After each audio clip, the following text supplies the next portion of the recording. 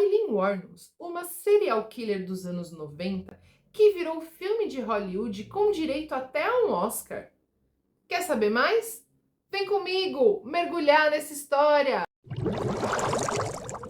Aileen Wuornos, nascida em 29 de fevereiro de 1956 em Rochester, no Michigan, filha de Leo Dale Pittman e de Diane Wuornos. O Leo sempre foi um cara violento. Quando ele era criança, ele morava com os avós e o seu avô acabou falecendo.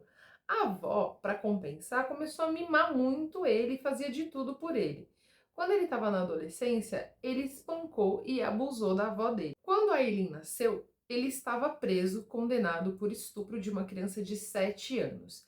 Ele se suicidou na sua cela em 1960. A Aileen nunca chegou a conhecê-lo. A Diane Wuornos, ela era uma imigrante finlandesa que se casou com o pai da Aileen quando ela tinha 15 anos. 2 anos após o casamento, eles se divorciaram. Então, em 1960, ela entrega a Aileen e o irmão mais velho, Keith Wuornos, para os avós maternos criarem. Quando a Diane os entrega para os avós criarem, é onde começam os abusos na vida da Aileen.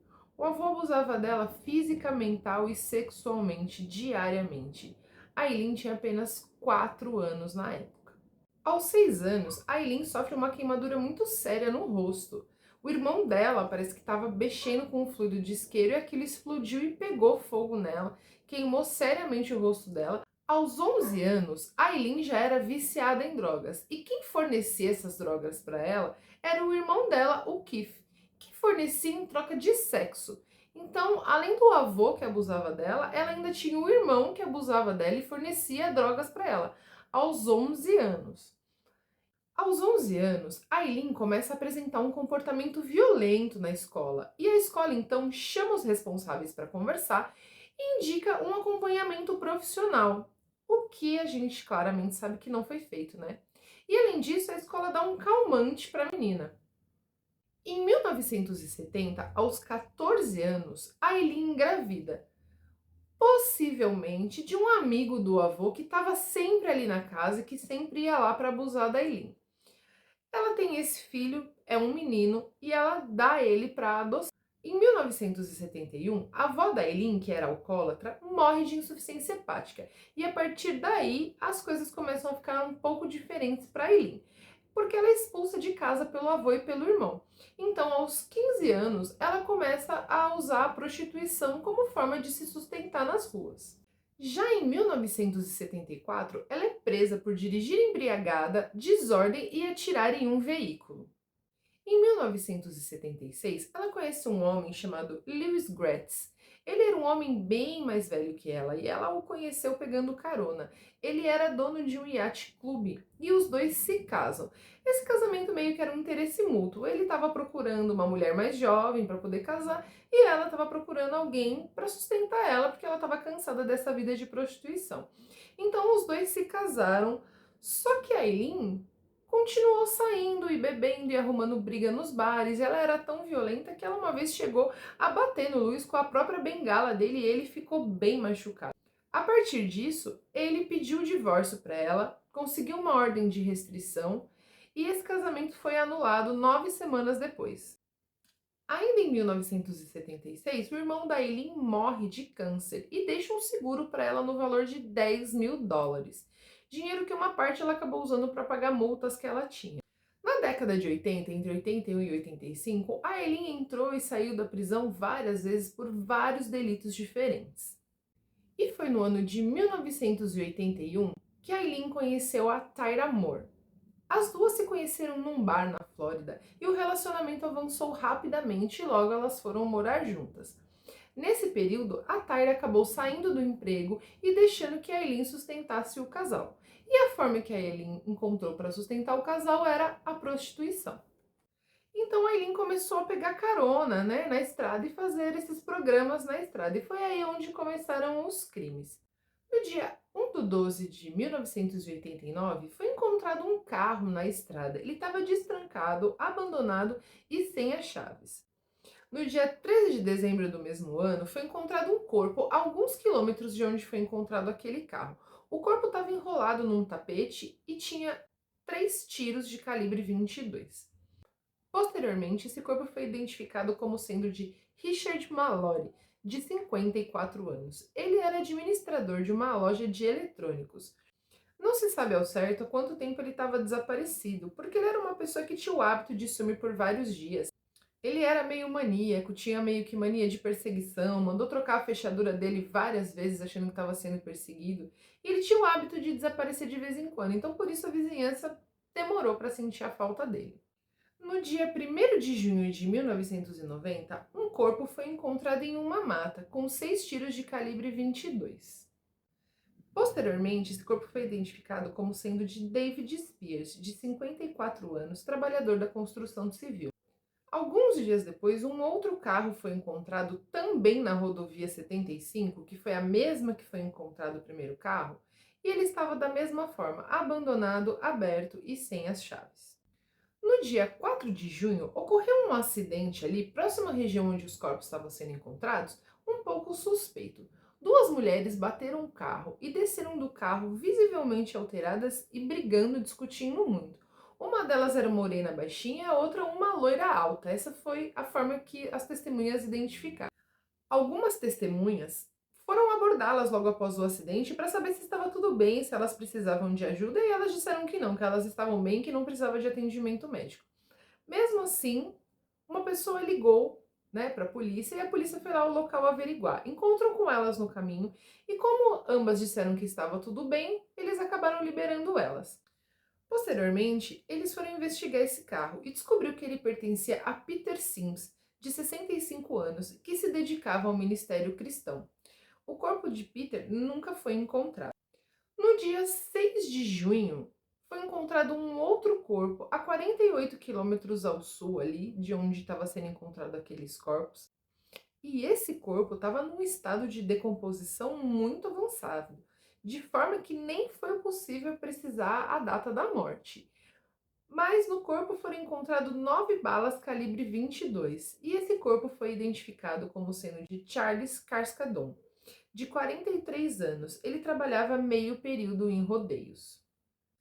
No dia 1º de agosto, foi encontrado um outro carro ali pela rodovia, com as mesmas características: destrancado, abandonado e sem as chaves. No dia 4 de agosto, um outro corpo foi encontrado a 12 quilômetros de onde estava o carro, por uma família que estava passeando pelo local. Esse corpo foi identificado como sendo de Troy Burris, de 50 anos. Nele havia 2 tiros de calibre 22. No dia 12 de setembro, foi encontrado um outro corpo, sendo identificado como de Charles Humphreys, de 56 anos. Ele era um major aposentado da Força Aérea, chefe de polícia no Alabama e investigador de abuso infantil na Flórida. O seu carro foi encontrado alguns dias depois, próximo ali de onde estava o corpo dele. No dia 19 de setembro, foi encontrado o corpo de Walter Antônio, de 62 anos. Ele era caminhoneiro e fazia alguns bicos esporadicamente como segurança. O corpo dele foi encontrado com 4 tiros de calibre 22. Então, a essa altura do campeonato, a polícia já estava desconfiada de que era uma mulher. Eles lembraram daquele incidente, daquela batida de carro, que encontraram as duas, depois identificaram um carro. O homem se encaixava mais ou menos no perfil dos mortos que estavam acontecendo na região, então a polícia casou a informação. Então divulgou um retrato falado das duas e começou a procurar por elas, né? Então, a essa altura do campeonato, já estava rolando um retrato falado delas e a polícia já estava no encalço das duas.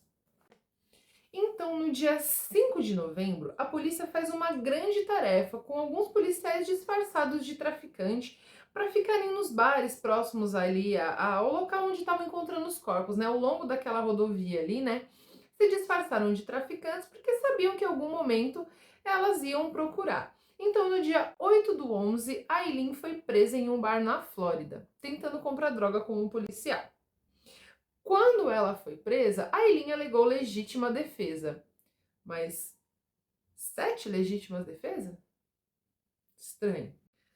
A essa altura, a Tyra já não estava mais no relacionamento com a Eileen, já tinha ido embora para outro estado morar com a irmã dela. Mas a polícia foi atrás dela, encontrou ela. E ela então resolveu colaborar 100% com a polícia e fez um acordo com a polícia de que ela colaboraria em tudo, mas ela precisava conseguir uma confissão vinda da Aileen.